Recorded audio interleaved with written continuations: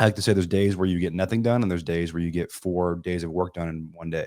And so I just don't think I'm fairly unemployable when it comes. I don't think I could be a good employee at all.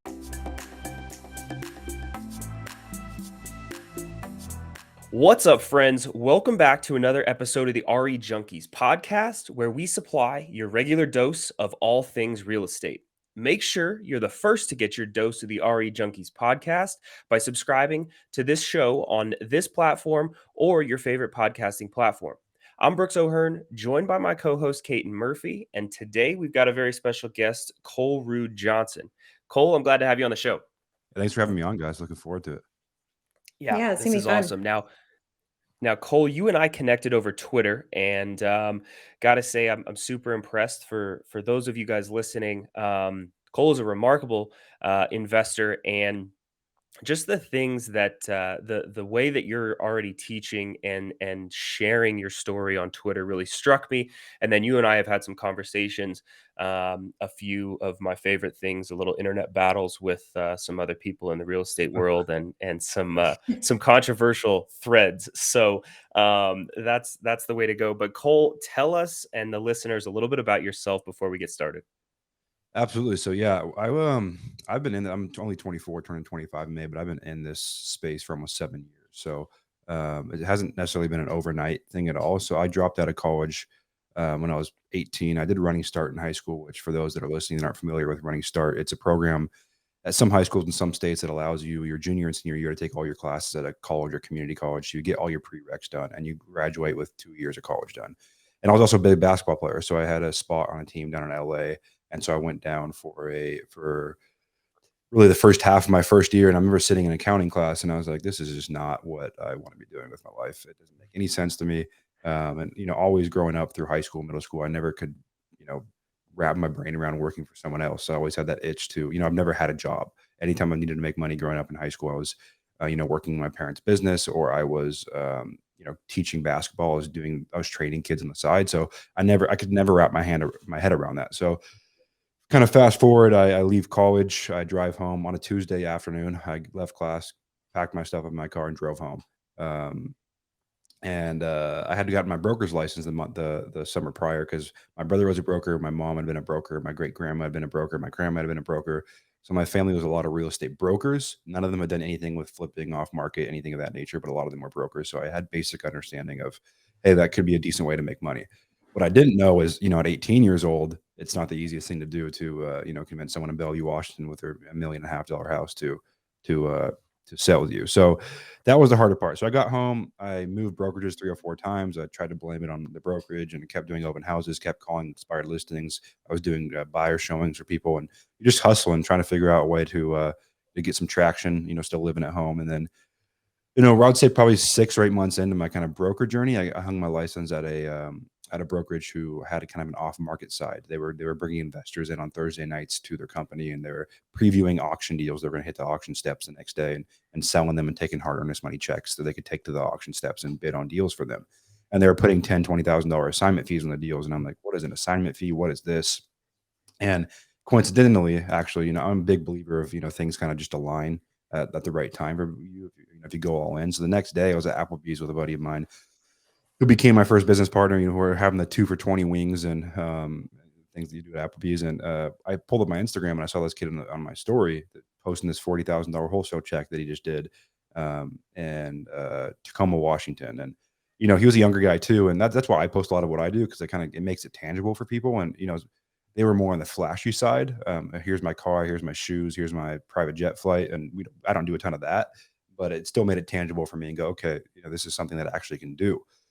So from that time on, the next day, my business partner at the time, Paul, my first business partner, he was a football player at UW, a running back. So he quit the team and left school, and I sat in my parents' upstairs room, pretty much an attic, and we were cold calling a random list we got from a title company, just trying to get our first deal.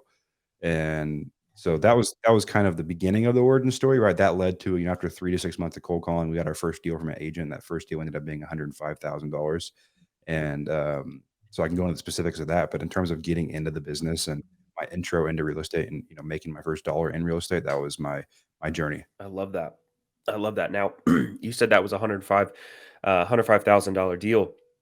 You have, since the beginning, you've only wholesaled, right? Like you, I mean, or primarily wholesaled, or have you gotten into fix and flips or commercial, anything like that? Yeah. Yep. Yeah, so we've done, quite a few fix and flips. We do 5 to 10 a year, easy fix and flip, sorry about that. Also a lot of wholesaling. I don't love that's the thing about me, I don't love real estate. I like building businesses. So, like, our wholesale company is a beautiful the real estate's the product, it's what we do, it's what I know. The complexity of everything that comes with real estate, you still have to deal with, but, it's more so a product that we operate in, so the easy stuff will flip.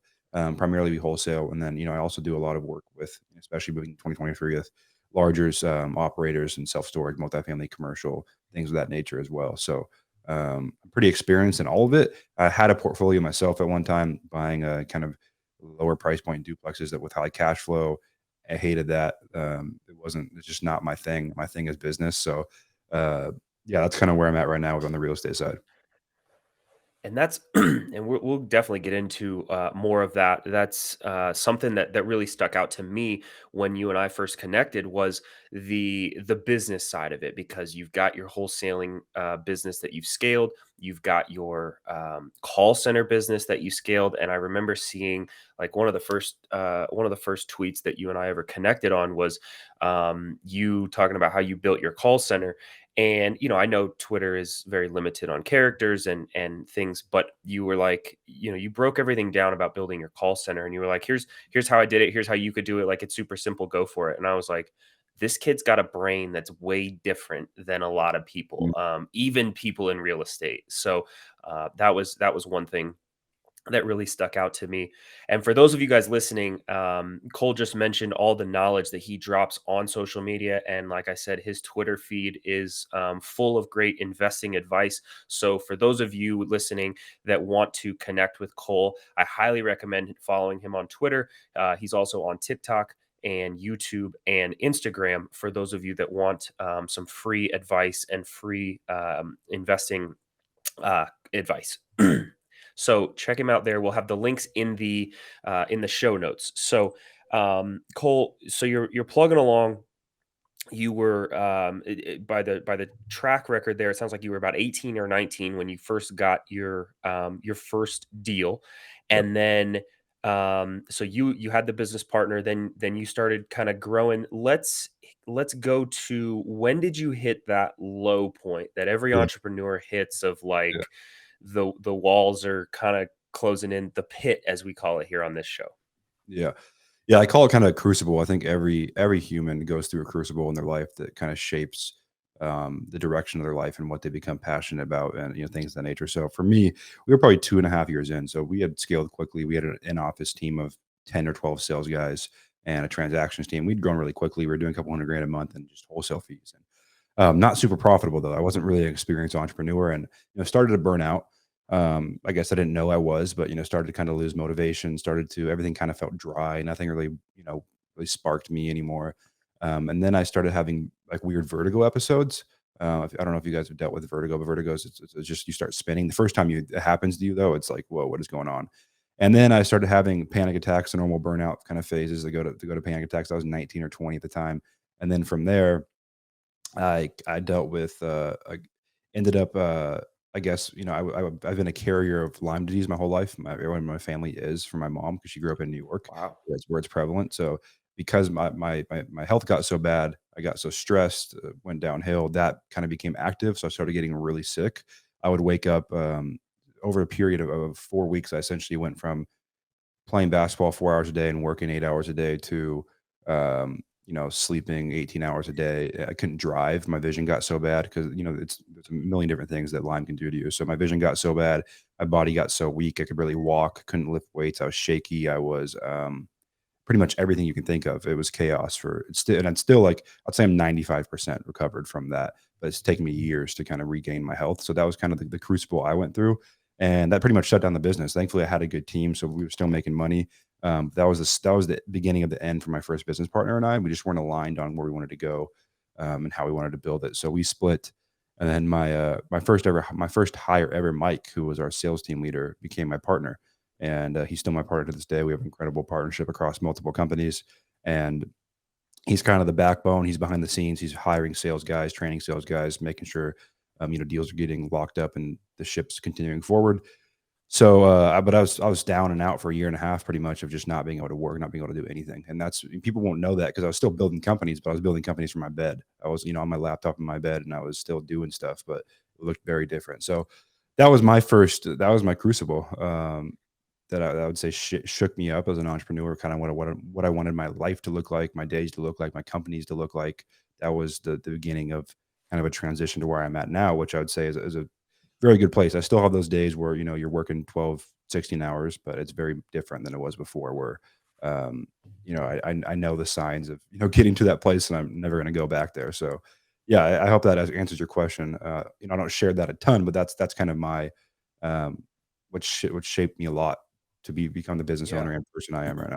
Well, that's pretty significant too. And, I Seriously. guess most entrepreneurs are lucky that hopefully it doesn't get to that point, but I think everyone does experience some level of burnout or health distress or something along those lines, because all we, I feel like there's kind of this message, especially for entrepreneurs who are new to the business, where it's like you just work, work, work, work, work, work, work, work, work. And it's like you don't take breaks. You get to take breaks when you make the money. And it's like, yeah, that's a great message until it's not. And then you're at this level of burnout where it's like, I can't even function. So like when I think you went through it worse than most people do, but like you were building businesses from your bed. How did you keep going? Yeah, I think what did light me up is the business side, right? It's so I have no problem with that. I think that what was draining me more than anything was, I had this clock in my head of how many hours I needed to be in the office, how many hours I needed to seem productive, and I think a lot of entrepreneurs get caught up in the trap of like busyness versus being productive. Mhm. Like what's actual moving the needle versus what's just like convincing yourself that you work harder than anyone else, which I don't think is like a badge of honor to wear anymore. I think with technology and the things we have in our at our disposal. Like I think saying you're the guy that works the hardest is kind of a fool's errand because no one works harder than the coal miner or the guy that's you know doing kind of a manual labor. Like I had an uncle that was a steel worker. So like none of us are working harder than them, but with the technology at our disposal, it doesn't make sense to, and it's selfish because the people as your business grows, hiring people is I think is your duty as an entrepreneur, is to provide opportunity. So yeah, I mean, ultimately what kept me going is just my love for business, I think, at the end of the day, and just knowing that I kinda always shape my life around just knowing that everything's a season and that, it was gonna shape me into the person that I needed to become on the other side, especially being so young going through all of that. It made me grow up or, like, I'm 24 now, and I got married in May, and people are like, "Oh my goodness, you're so young to be married," this and that, and I feel like I'm 45 just because of the life experience I've had, and I have business partners that are 40 in their 40s, and I feel like I'm talking to someone my age when I'm talking to them. So, yeah, I mean, I think overall, long term in my life, it's going to be a net benefit to me. But in the moment, it was brutal. But just telling myself that just another day and stay focused and spending time on what I enjoy doing, which is building companies instead of checking the box and working 12 hours a day just to say I'm busy. Mhm. Absolutely. Well, congratulations. Excuse me. Congratulations on getting married. And the one question I had for you was going to be when you talk about burnout, because I mean, every entrepreneur hits it, right? And I think this is something that, um, like, did you have to go back to? I know you said business was what really like lit your fire. Mhm. Did you ever? Like, go through a phase kind of where you faltered from that and you were like, I'm not really even sure, like, this is what I wanna do, this is where I wanna be," and then how did you kinda refocus back into the business side?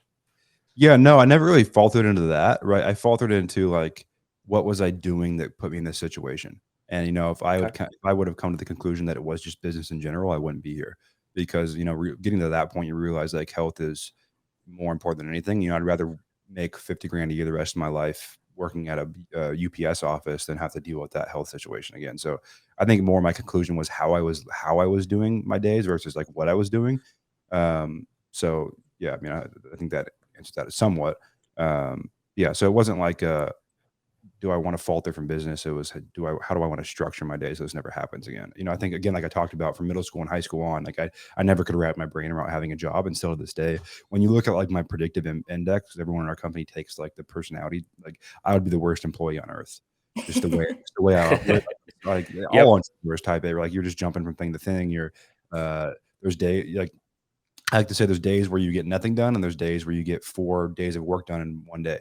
And so I just don't think I'm fairly unemployable when it comes. I don't think I could be a good employee at all. So, yeah, it was never like, "Hey, is this the right thing for me or not?" It was more like, how do I do this and sustain a healthy life on top of it? Make sure I'm taking care of my physical health, my relationships, my family, and then I'm keeping my cup full.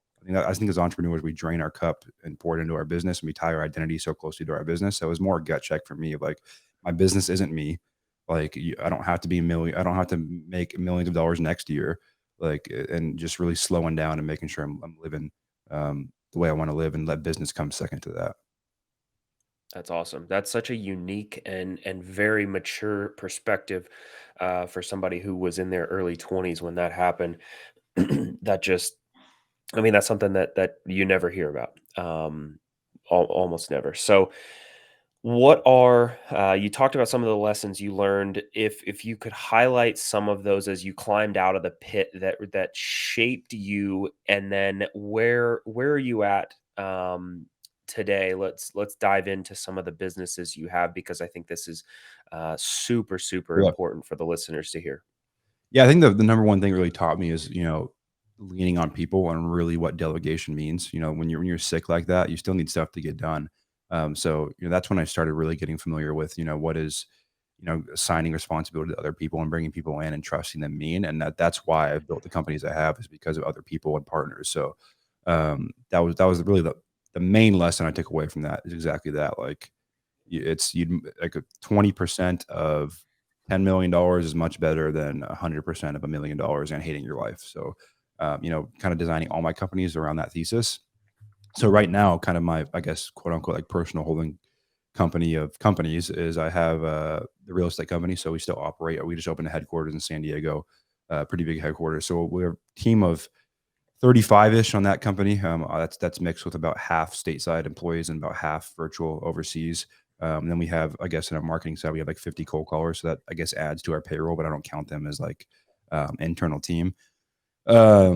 That's flipping wholesaling. And then I have a call center I co-founded a few years ago with a couple other guys, and we have 2 partners in that now. And we expanded beyond real estate into solar and customer service and all kind of different avenues. And that's a pretty incredible business. And same thing there. We just have a really good team, really good partners. Where I'm not in the day to day. I'm able to kind of do what's my zone of genius, which is, um, working on systems and working on the division of the company. I would say, like, when it comes to like the integrator and the visionary, there's like a small subset of the population, like 5 to 10%, that's both. And I think I definitely fall into that, where I kind of have traits of both.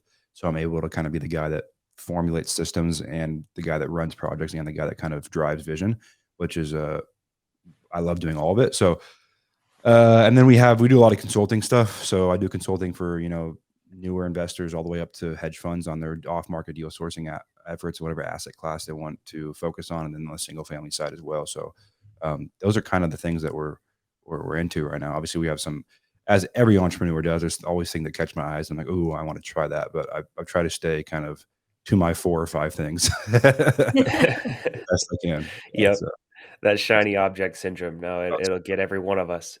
It'll get every one of us. Tell us a little bit about hiring, and you mentioned that you had to learn the lesson of um, 20% of 10 million is way better than 100% of 1 million, and especially the underlying message. I just want to highlight this here for a second. The underlying message that I really love hearing from you is all about that, like, personal and mental health, and like quality of life. Mhm. I love that. That's incredible, because, like you said, like, very few people understand that. But back to the hiring piece, for those listeners out there who are in a position where maybe they feel like they're doing too much, or they want to hire but they're not really sure, like, when's the right time to hire. How did you make those decisions and then go figure out where to pull people from? Yeah, so it's kind of a multifaceted question. Hiring is something you really only learn from doing. Like you can go talk to all kinds of business owners, you can get all the predictive text, personality tests, you can get the SOPs in place, the onboarding process, the check-ins, the weekly scorecards, everything of that nature. You can get it all in place, but until you do it, it just doesn't matter. So hiring to me is the one thing that separates entrepreneurs that fail from ones that don't, or entrepreneurs that are constantly chasing their tail, chasing the next deal, the next check. They can't ever scale and build that bridge completely. So I think the main reason entrepreneurs burn out and fail, which I realized back then, is because you don't have enough leverage. Because leverage is what allows you to live the life you want. Like if I want to be skiing the next 3 days, I can because I have an incredible team. Versus, if you're a one man show, yeah, you might be doing $1 million and you're taking home a little more from that company, but you're discounting yourself because you don't have a lever to pull on. So for me, hiring is just a high leverage thing to do in any company. I think it's our duties also as entrepreneurs. I'll give a few examples. Like my mom, I love her to death, but she's ran a real estate company for 30 years and does very well every year as a kind of a one lady shop with one assistant, but it's chaos. There's no process, no system, no hiring, there's no who does what when, it's random. And because of that, she's 54 and she's still chasing the next check, right? Because she never got out of that seat, so she never could focus on, hey, buying real estate or this and that, because she didn't give herself that leverage, and she had every opportunity to. So I think in any industry, it's important to bring people in. What I kind of a strategy I like to do is I write down everything I do on a day to day basis, pretty much weekly, and I'll highlight in green stuff that I truly believe can only be done by me. Stuff in yellow that's I can stuff that yellow I can delegate, and then take it a step further to kind of break down hours. Like what's the hourly rate for that task? And if I find myself doing a $10 hour task, I'm doing myself a disservice on the company. So yeah, I think it's everything in a business. Whatever you're doing, whether you're a broker, you're an investor, if you have revenue coming in the door, you got to start buying back your time and getting leverage. I love it. I love it, and I love that little piece about some tactical advice there, and the story you shared about your mom is something that I think every realtor and broker can relate to. We call it the transaction treadmill, and at some point, you never get off, and then you've got these realtors out there that are much older than your mom is, and they're like, well, I can't retire because I never set Yeah, myself up, I never did anything, yeah. right? I don't have a retirement. So I'm super intrigued as well about the call center. You mentioned that you built your own, and now you've expanded into the solar and other lead sources.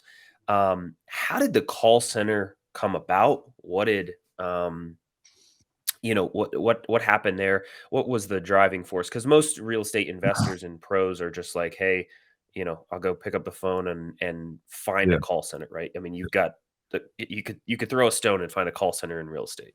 So why did you create your own? Yeah, it wasn't on purpose. So I guess my thing with like any business I start that does well, I don't start on purpose. And that's the thing I've kind of realized about golden object syndrome is like the businesses that you start from your core business end up being aligned with that company and skill sets you use in that company. And it shouldn't feel like a new business. It's just like, oh, I have this. Who else could use it? And so, towards the beginning, when we had that first office of 10 to 12 sales guys in office, we needed a lot of leads. And we were paying other services and it just didn't make sense because they weren't reliable. They weren't trustworthy. There's no one I could talk to. It was hard to get a hold of them. Leads were inconsistent. I'm like, well, let me try this thing out. So I got connected kind of by the grace of God to a guy in the Philippines at the time that had worked for Samsung, AT&T, and had managerial experience in a call center. He said, hey, we can do this thing together. So I just went for it. I had no idea what I was doing, hired our first set of 5 to 10 agents, and again, around them, put in procedures, processes, quality assurance, things of that nature. Grew that to about 50 agents. And then at that time, a buddy of mine, Elliot Smith, who I still work with closely to this day, he came up to me and he was like, hey, like I can use this in my company. And not only can I use it in my company, I think a lot of people I know can use this. So he started shuffling me clients. And 2 or 3 months later, the profit from because we were probably getting charged $6, $5 an hour and charging 7 or 8. And so 2 or 3 months later, the profit at the time was covering my whole company's marketing expense. And I was like, holy crap, there's something here. And then so there I kept just one off saying, hey, to one of my buddies, say, hey, try this, and another buddy, hey, try this. And eventually that continued to spiral until I did a podcast. I did Tucker Merrihue's Real Deals podcast when I was like 2020, 2019. And after the podcast, he called me and he was like, "Hey, I think you have something real here. I've grown and sold many companies. If you think there's, if you trust me, I think I know where to take this if I step in as a partner." And I was like, "Yeah, come on out." So Tucker's been the CEO for a couple of years now, and it's been incredible that partnership. And so yeah, that's grown incredibly. And I think we just have a better operation. We treat it like a real company. Like that's the one thing I think by having my two partners, Tucker Merrihew and James Daner, like they've grown and ran massive companies, and they're very well known in the real estate community. So it's an easy sale as well on top of that. But yeah, we just have a real team. We have a stateside team. We have a real client concierge team. We have a really good onboarding team. We have a really good product. We built software around it to make investors' life easy for tracking their leads, managing their leads, and things of that nature. And our stick is incredible. We lose probably year over year 5 to 10% max of clients that we onboard. And yeah, it's a very that real estate side, that was how it started. It's an incredible business, and then we've spiraled off from there because it's a pretty the lead generation space in general is a kind of a infinite ceiling business. So we're definitely taking advantage of that. But again, it wasn't on purpose. Same for our consulting stuff. Like that just came to be from me being on the Bigger Pocket show and that attention coming. It was never like, let's go teach this. It was just people coming to me and saying, "Hey, how can I do what you guys do?" So that's why I think the biggest advice is if something feels like it's outside of your current business, or it's not something you already do that you can't just sell to someone else, probably don't do it, at least for a long time, because that's where people get into trouble. Yeah, I want to go that's back awesome. to where you kind of talked about being a visionary versus like implementing systems, Yeah. and props to you for being that person that kind of is both. Um, I think a lot of entrepreneurs, I mean, it really falls on either side, but this is something Brooks and I talk about a lot because we're both very visionary-esque. And then when it comes down to the day-to-day and the implementing systems, that's kind of where we feel that pushback. So do you have any, I guess, tactical advice for I guess one or the other, but I'm asking selfishly for, implementing systems and kind of starting to integrate these visions that entrepreneurs tend to have. Yeah, I think I'm very agreed with the idea that you shouldn't do both unless you fall into that subset of the population that is that you need an integrator, right? Because I think eventually that's how you burn out if you're doing stuff that's not really in your zone of genius. Like the guys I know, like Brandon Turner, I'm very good friends with Brandon Turner now, and like that guy is an idea machine. Like he'll sit there until like I played poker with him till 4 a.m. in the morning. And he's throwing out ideas till 4 a.m. and he has to have those assistants and team around him. And he says it on podcasts that he's like notoriously lazy. He just throws out ideas. Like his brain works like I've never seen before. And so he has to have a team around him to capture those and turn them into a system, a process, or a tool, or tell him, no, hey, Brandon, we can't do that. That's not going to work. Let's not do that. So I would say there's nothing wrong with either. I would say kind of how I think about it is, if you have the vision, say you're a plane company, you have the vision of, oh, I want to build this amazing plane. It's gonna be the best plane ever. Like you wouldn't go be the engineer too.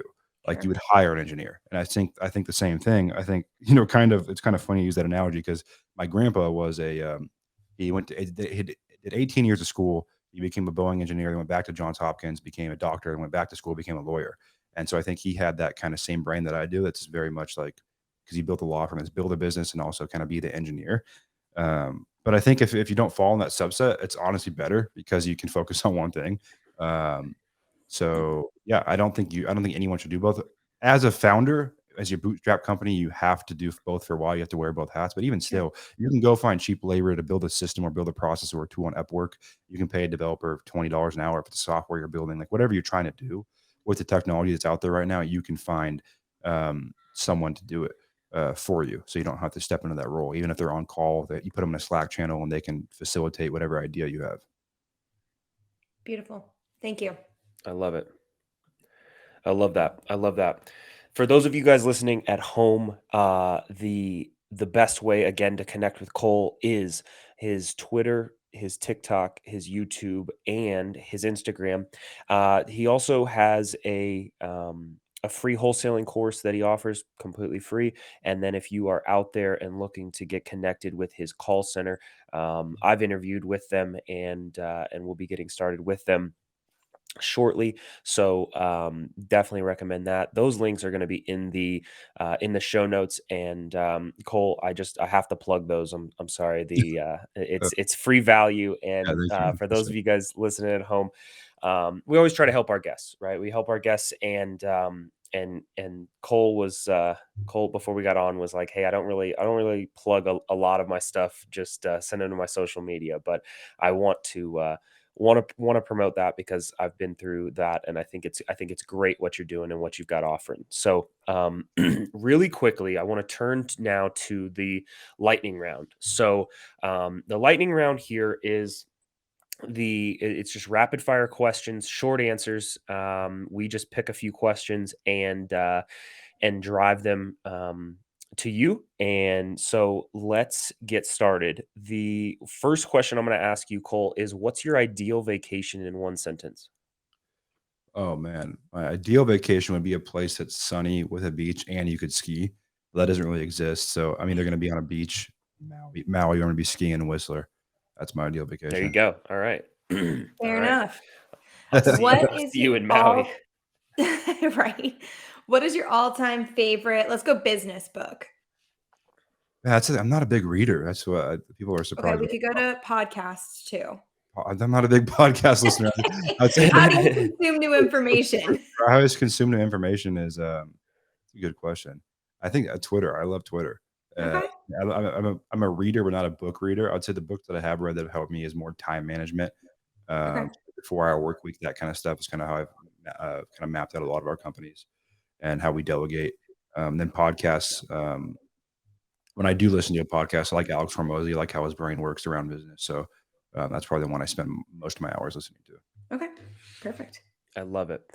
Now, you've talked a lot about quality of life, mental health, things like that. Who is the person that has most influenced um, that line of thinking in your life? I have a good friend, Will, who's been a big part of that, and also there's a guy named Mark Freeman. That's like a peer support guy who's um, works with a lot of business owners and companies, and he's been a big person for me just and shaping like growing healthy companies in terms of how you delegate boundaries you set within your company and organization and for yourself around work. Like setting boundaries for myself around work that like, hey, at certain times of the day, I'm just cutting myself off and I'm gonna take a nap or hang out with my wife and respecting those. So things of that nature, he's been big for me in that. And I think that's what it comes down to is, enforcing boundaries on yourself as an entrepreneur. Otherwise you drive yourself into the ground. I Yeah. love it. That's very accurate. What are 5 things that you could not live without? Um, 5 things I cannot live without. I would say one, hot tubs. Love hot tubs. Those are a big thing for me to settle myself down. Two, um, two, my wife. Got to get that one in there. Got to throw that one in Three, there. three, Have I to. would say work. I couldn't live without work. Family. 4, and then 5. I'm gonna try to do a different one here. 5, I would say um, steaks. I'm a big steak guy, so I don't think I could live without steaks. I love it. I'm I going to be love thinking it. about a steak for the rest of the night. It sounds like I'm having that for dinner. Yeah, seriously. Seriously. That is not a lot of those answers would come from a Southern California kid. So that's intriguing.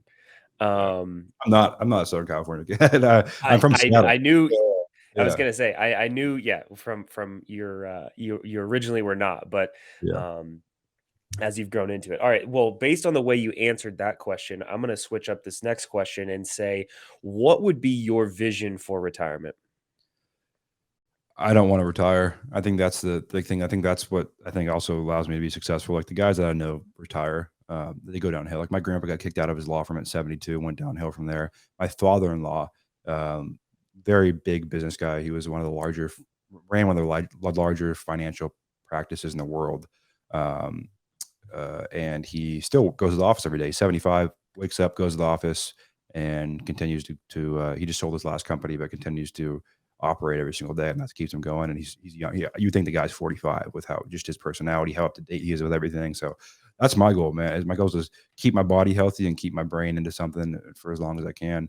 I think that's a big part of what keeps people going into their late years is purpose. So I think work for me isn't like a I told my wife last night, she was like, I was working in bed at like 11 p.m. and she's like, doesn't this like, don't you like want to go have a lunch with a friend tomorrow or something? I'm like, no, I just want to work. And so I think for me, that's what I found out is like gives me purpose a lot of the time. So, I don't want to, retirement's not something I even think about. I love it. All right. All right. I could kind of tell. Like I said, I changed that up because of the way you answered that question. All right, so final question. This isn't part of the lightning round. This is just um, we like to ask every guest this: if you lost everything except your knowledge, what would you do in your first 30 days to close a deal? Oh, real estate deal. Yeah, I put this video out this actually a couple days ago on my Instagram. I think I know what I would do. It's very simple. I would buy a list of people that live out of state, the state I want to be in, and I would call and text them every single day. And I would spend an hour to a day talking to them, make offers, and that's how to get my first deal. Um, and that would probably take 30 to 60 days. Like it's a very, very simple process to get your first deal or two. People overcomplicate it. Absolutely. Absolutely. I think it's very, very simple. So we appreciate that. Cole, we appreciate you being on with us today. And thank you all for joining us today. If you like this week's dose of the RE Junkies podcast, please subscribe and leave a review on your favorite podcast platform. If you have a crazy real estate story or a great case study and you'd like to be featured on an upcoming episode, click the submission link in the show notes. Your story can be featured, but you can remain anonymous if you'd like. We'll catch you junkies next time on the only real estate podcast of its kind.